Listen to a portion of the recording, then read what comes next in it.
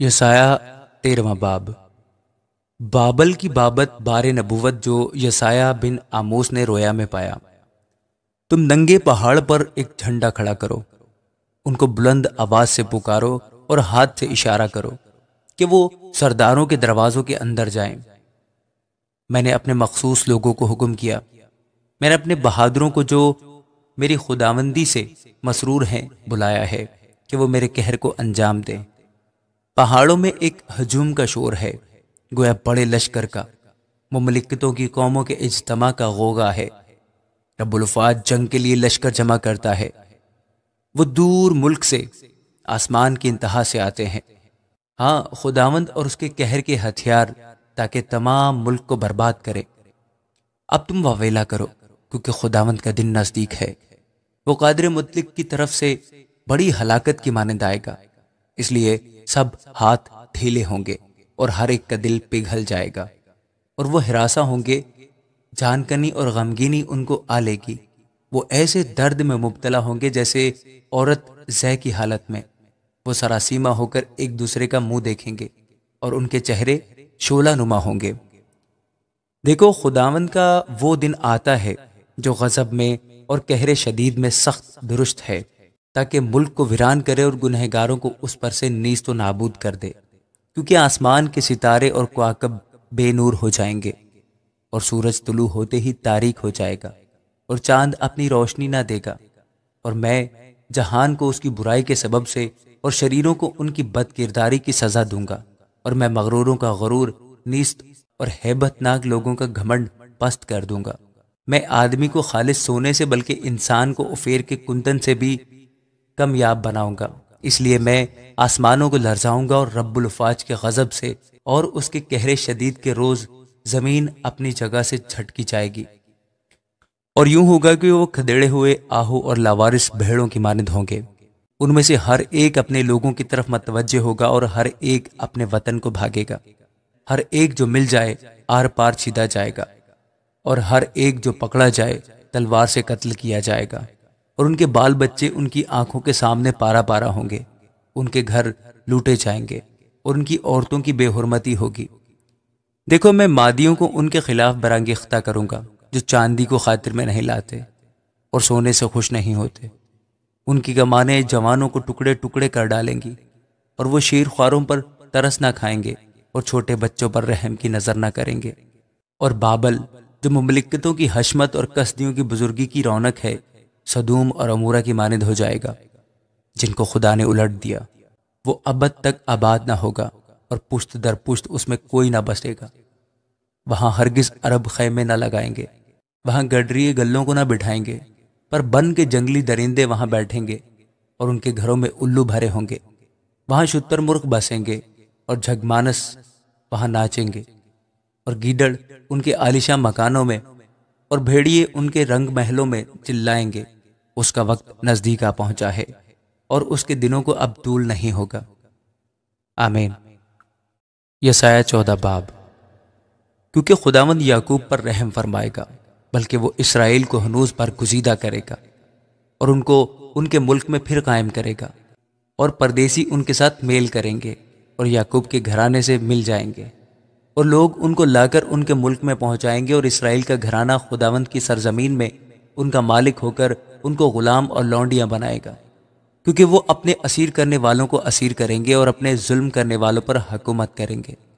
اور یوں ہوگا کہ جب خداوند تجھے تیری محنت و مشقت سے اور سخت خدمت سے جو انہوں نے تجھ سے کرائی راحت بخشے گا، تب تو شاہ بابل کے خلاف یہ مثل لائے گا اور کہے گا کہ ظالم کیسا نابود ہو گیا، اور غاصب کیسا نیست ہوا۔ خداوند نے شریروں کا لٹ، یعنی بے انصاف حاکموں کا عصا توڑ ڈالا، وہی جو لوگوں کو قہر سے مارتا رہا اور قوموں پر غضب کے ساتھ حکمرانی کرتا رہا، اور کوئی روک نہ سکا۔ ساری زمین پر آرام و آرائش ہے، وہ یکجک گیت گانے لگتے ہیں۔ ہاں، صنوبر کے درخت اور لبنان کے دیودار تجھ پر یہ کہتے ہوئے خوشی کرتے ہیں کہ جب سے تو گرایا گیا تب سے کوئی کاٹنے والا ہماری طرف نہیں آیا۔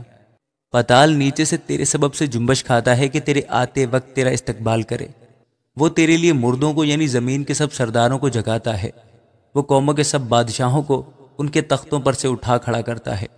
وہ سب تجھ سے کہیں گے، کیا تو بھی ہماری مانند عاجز ہو گیا؟ تو ایسا ہو گیا جیسے ہم ہیں۔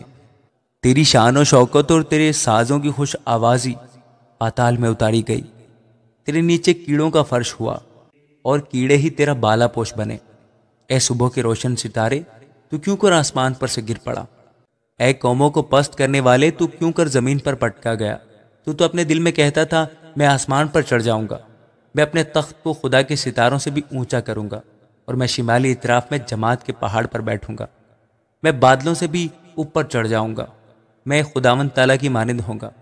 لیکن تو پاتال میں گھڑے کی تہ میں اتارا جائے گا، اور جن کی نظر تجھ پر پڑے گی تجھے غور سے دیکھ کر کہیں گے، کیا یہ وہی شخص ہے جس نے زمین کو لرزایا اور مملکتوں کو ہلا دیا، جس نے جہان کو ویران کیا اور اس کی بستیاں اجاڑ دی، جس نے اپنے اسیروں کو آزاد نہ کیا کہ اپنے گھر کی طرف جائیں؟ قوموں کے تمام بادشاہ سب کے سب اپنے اپنے مسکن میں شوکت کے ساتھ آرام کرتے ہیں، لیکن تو اپنی غور سے باہر نکمی شاخ کی مانند نکال پھینکا گیا۔ تو ان مقتولوں کے نیچے دبا ہے جو تلوار سے سیدھے گئے اور گھڑے کے پتھروں پر گرے ہیں، اس لاش کی مانند جو پاؤں سے لتاڑی گئی ہو۔ تو ان کے ساتھ کبھی قبر میں دفن نہ کیا جائے گا، کیونکہ تو نے اپنی مملکت کو ویران کیا اور اپنی ریت کو قتل کیا۔ بد کرداروں کی نسل کا نام باقی نہ رہے گا۔ اس کے فرزندوں کے لیے ان کے باپ دادا کے گناہوں کے سبب سے قتل کے سامان تیار کرو، تاکہ وہ پھر اٹھ کر ملک کے مالک نہ ہو جائیں اور روئے زمین کو شہروں سے معمور نہ کریں۔